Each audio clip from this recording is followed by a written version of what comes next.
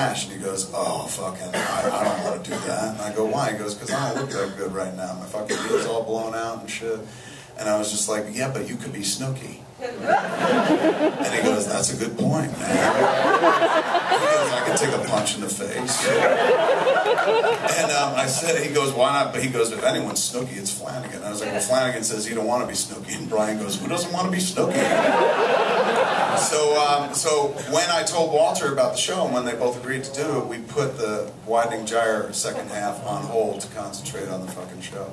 So now Walter, after the show wrapped, Walter started going back to it. And hopefully by the end of the year it'll be out there. But yeah, what was weird about that story was I wrote and drew, I wrote the first half in a continuity, an old DC continuity that just doesn't even exist anymore. Like DC blew their universe apart and we were a tale in continuity.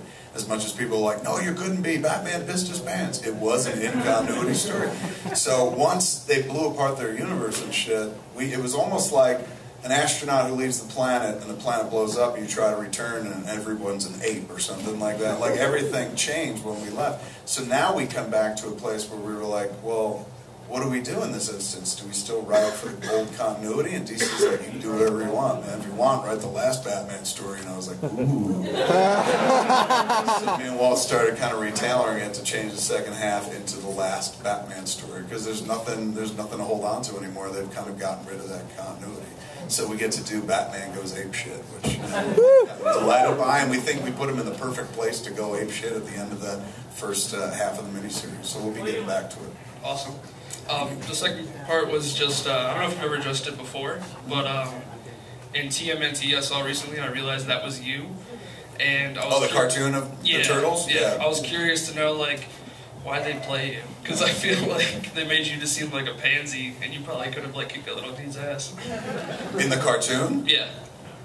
It never occurred to me to be like, can I win? But like, if you do, then there's no need for the Turtles. I'm like, and? It should be about the fry cook. No, they called me, that was like on a day, Harvey Weinstein was like, we're doing a Turtles movie, be in it. And I was like, what? And he was like, you like comics? I was like, yeah. He's like, be in it. Click, and he hung up. So then I got an email telling me where to go. I went to a soundstage, and they were like, hey man, you want to do a voice on the Teenage Mutant Ninja Turtles? I was like, oh yeah, totally. And suddenly there I was getting my ass whipped by that little thing. But I was in no position to object and be like, Kevin Smith would fight harder, because I know Kevin Smith. He wouldn't fight harder. At the end of the day, I'd be like, please stop attacking me, I'll suck your dick. So they let me off light, consider it. Thank you very much. Thank you, sir. Give it to that lady right there. She's got her hand right. First, I want to thank you for making my 8-hour workday bearable, because I have listened to your podcast consistently for the last 3 months. Thank you, man. That means the fucking, I love that. That means the world to me. That's my favorite thing we're doing in the world now. And fucking, we don't make money on podcasts. We do it because we love it. But what you do it for, the real currency, is someone who says, I love when people go like, you make my day go faster. Like, that's fucking awesome. That feeling of like, being essential to somebody, like you're that thing. Like I used to work in fucking convenience stores and shit, and how I got through the night shift was I'd record Howard Stern the morning before, and I'd listen to it the whole fucking night shift, and I knew I'd get 4.5 hours, and that meant I only had 2 or 2.5 hours left to listen to music before the fucking shift ended or something. So that means the world to me. When somebody goes fucking like, your podcast get me through the day, I thank you for that. It's better than if you were like, here's money or here's a blowjob. Like, that was my next thing. I was going to offer you. I always shoot myself in the foot with that one, man. I could have gotten so many blowjobs in this life. However, I've listened to enough of them to know that it wouldn't last long for either one. So. Don't tell Polaroids, though.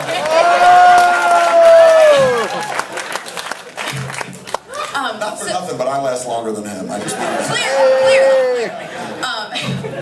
I actually listened to the Plus One today where you came on and said, me and Jen just fucked. And I got a little wet at work, so it's a little awkward.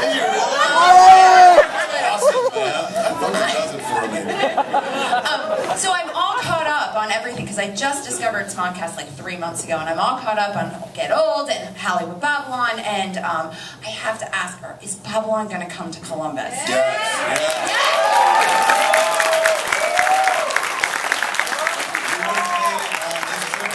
Was just in Louisville with me. But he had to go back like during the week. A, he's got a little baby girl, and B, he's got a day job. So he's on the radio every morning in Los Angeles. So he could get away for like a day at a time or something like that, but doing back-to-back shows is tough on him. But next time we're going to come out, whip through here with Ralph, and that's a fun fucker show. Anybody go to Louisville show the other night? Nobody here was in the Louisville show? Oh my God, how far is Louisville? I guess a while. I drove it. You got a bus. It was a fun show, so we'll bring him through next time. And he was on fire last night. He was great. I have one more actually serious question. You mentioned earlier that that this movie was a kind of a goodbye to Catholicism for you. When you wrote it and you sat down and wrote the movie, was that your intention, or did it just kind of evolve into that by the end? What a great question. No, it evolved into that. What it started as was me trying desperately to hold on to my faith. I remember going to, at that point in my life, I was, 21, 22, no, older at that point. When I wrote Dogma, no, it was before I wrote Clerks. First thing I wrote was Dogma, even before fucking Clerks. So I'm 22 years old, about to go to film school in Vancouver. And I was staying at my uncle's house down in Federal Way, Washington.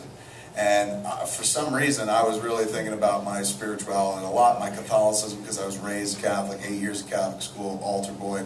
And suddenly I'd reached a place in life where I was just like, you know, the more I think about it, this just sounds made up. You know, like we sit there and talk about Greek gods and Greeks and Romans, and they used to believe in multiple gods, and we're like, oh, what idiots. I'm going to read about my one God with his Jewish carpenter's son, you know. And so, like, you get to a point, I think some people get there, not everybody, but some people who are raised in the faith, where you don't choose the faith, it's just kind of like there from the beginning.